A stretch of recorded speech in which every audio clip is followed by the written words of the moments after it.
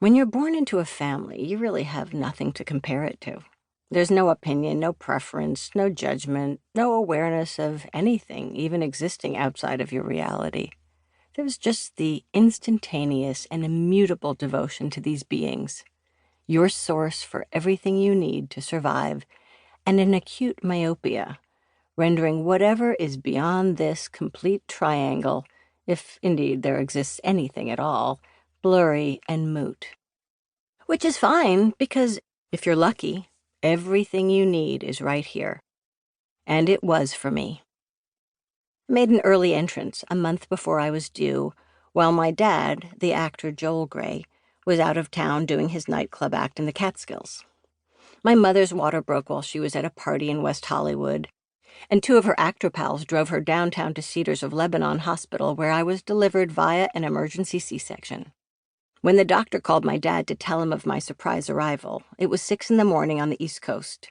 The operator said, "I've got a person-to-person call from Mr. Joel Grey from Dr. Maury Lazarus," and my dad, who picked up the phone in his sleep, promptly hung up. The doctor called back and yelled over the operator, "Tell him his daughter is born, so he better accept the call." My dad had been acting professionally since he was a little kid, but in his late 20s, around the time I was a year old, he was hitting his stride and his career was cooking.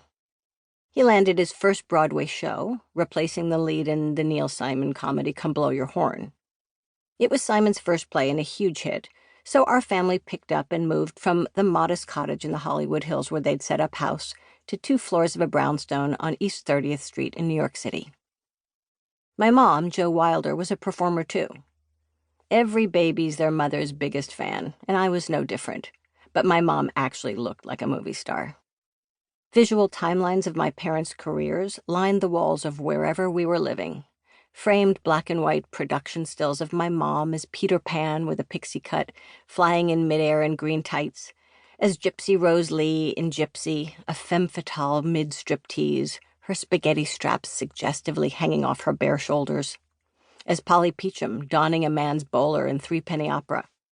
With her cropped bangs, heavy brows, and winged eyeliner, she looked more than a little like Audrey Hepburn. Everything about her in these photographs exuded theatricality, her mouth impossibly wide in full song. She looked like she was born to be on the stage. I loved it when my mom would sing me the lullaby, Little Lamb, from Gypsy, and tell me about how the real-life lamb would sometimes pee while she held it in her lap on stage and she'd have to pretend it hadn't. She sang around the house all the time. She wasn't a kid when she had me. She was closer to 30 than 20 and had been at it, knocking around the business for some time, ready for her ship to come in when she met my dad. He was very keen to get married and start their family right away. She didn't know what the hurry was, but got swept up in his vision for them. My parents had lost a baby before me, and my mother had struggled to carry me to term. So when I was 4.5, my parents decided to adopt a baby boy. The 3 of us flew out to Los Angeles, and we left a few days later, a family of 4, bringing back with us to New York my newborn brother, James Rico. Not the most Jewish of middle names, but my parents were fans of the painter Rico Lebrun. Jimmy was one of those gorgeous babies right out of the gate. Blonde, big blue eyes, white skin, and in addition to our genetic differences, my brother felt energetically almost like a different species from the 3 of us, but a breathtakingly beautiful one.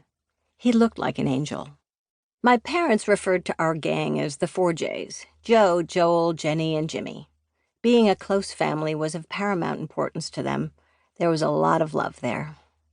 My dad and I were tight. When I was little, I would wear his old crewneck undershirts, worn so thin and ridiculously soft the cotton was almost diaphanous. I remember the perfect stack of his white tees folded with origami-like precision in his antique armoire, weighted down by a heavy round bar of Roger and Gallet soap, wrapped in its signature crinkled silk paper and seal. Opening the cabinet door filled my nose with the most intoxicating combination of lemon, bergamot, rosemary, orange, neroli, rose, and carnation. I'd sleep in his T-shirts as nighties, comforted by the warm scent, probably the closest approximation to what happens when a baby smells her mother's breast milk. Does that sound weird? Well, so be it. I was never breastfed, but I felt utterly peaceful and held, enveloped in that sensorial refuge.